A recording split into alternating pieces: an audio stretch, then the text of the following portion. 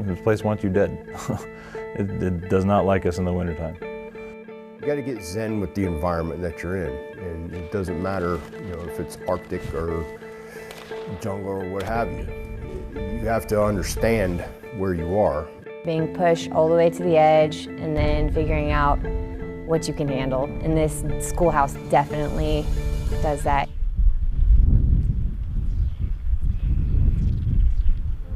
Sometimes, enemies don't fire weapons. Adversaries like ice, wind, and snow have slowed down and even halted military campaigns. The primary thing that we're trying to teach here at NWTC is over snow mobility and sustainment. Historically, if you look at the Russo-Finnish War, being able to sustain through harsh conditions pretty much wins the battle. Nestled in the heart of the Alaskan Mountain Range, the Northern Warfare Training Center is an offshoot of the 10th Mountain Division from World War II. It's been training soldiers to thrive in austere environments since 1948.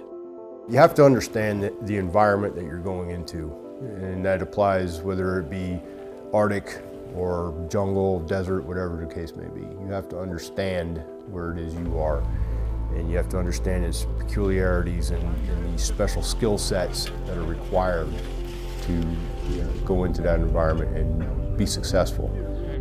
In a place where it's not uncommon to see icicles forming on your friends' faces. Doesn't feel great. A skill you need to know is one that seems pretty basic. Here, it's every layer, every piece has a purpose. My socks have a certain purpose, my tops have a certain purpose, how many I put on and what order, it's all important, and they learn that here. In addition to cold and snow, this region of Alaska is also known for being remote, which can mean less infrastructure for getting around. The United States is a very machine-dependent army, and so for a lot of folks to get away from their machines and away from their roads and their infrastructure is sometimes shocking to their system. Just for the safety of And without their machines, they have to use snowshoes or skis to move over snow. But some of these students have never even seen skis before. The skiing was difficult.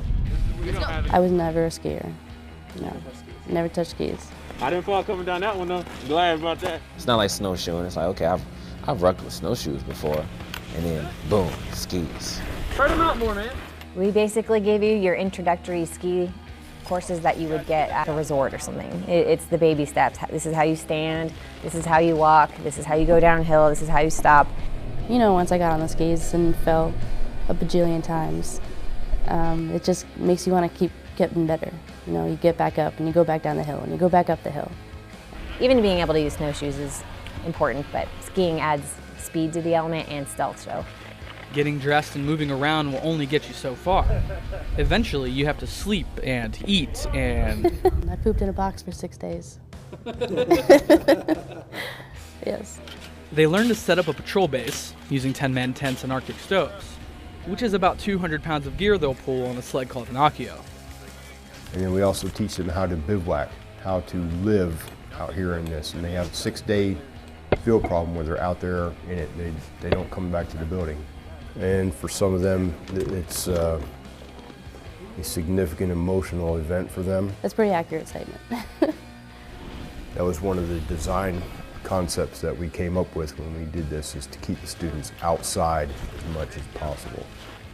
A lot of people, including myself, like when I heard I got orders to Alaska, I'm like, I'm about to die. It's gonna be cold. I'm not gonna like it. Oh my God. Which is something the instructors hear a lot of. It's kind of good to know that I know probably better than you do what you can handle. And I love seeing them get pushed to the breaking point, and then they break through it, and then they have nothing but the utmost respect for what we do here, because it does get rough.